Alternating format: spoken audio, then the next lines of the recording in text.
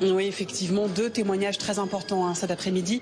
La sœur aînée, l'une des sœurs aînées de Jacques Ranson, qui est âgée de presque 80 ans aujourd'hui et qui est revenue sur l'enfance miséreuse dans laquelle elle et son demi-frère Jacques Ranson ont grandi. Une femme âgée aujourd'hui qui s'exprime avec beaucoup d'émotion dans la voix, presque en larmes. Elle interpelle son demi-frère. Jamais je ne pardonnerai ce qu'il a fait, dit-elle. Je pense aux familles des victimes. Elles sont anéanties. Je ne veux plus jamais le voir, dit-elle, en s'adressant en quelque sorte à Jacques Ranson. Comment a-t-il pu commettre de pareilles atrocités? Et puis l'autre témoignage intéressant aujourd'hui, c'était son ancien instituteur.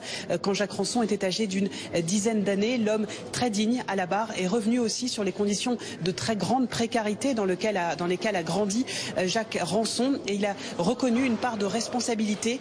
L'ancien instituteur, il a dit: j'aurais dû faire quelque chose, j'aurais dû éviter surtout que l'enfant que j'ai connu devienne le monstre qui a grandi et qui a commis des crimes impardonnables. On a senti à ce moment-là que Jacques Ranson était légèrement ému, qu'il regardait en tout cas celui qui témoignait à la barre, des témoignages très forts, poignants, Ranson, et il a reconnu une part de responsabilité. L'ancien instituteur, il a dit: j'aurais dû faire quelque chose, j'aurais dû éviter surtout que l'enfant que j'ai connu devienne le monstre qui a grandi et qui a commis des crimes impardonnables. On a senti à ce moment-là que Jacques Ranson était légèrement ému, qu'il regardait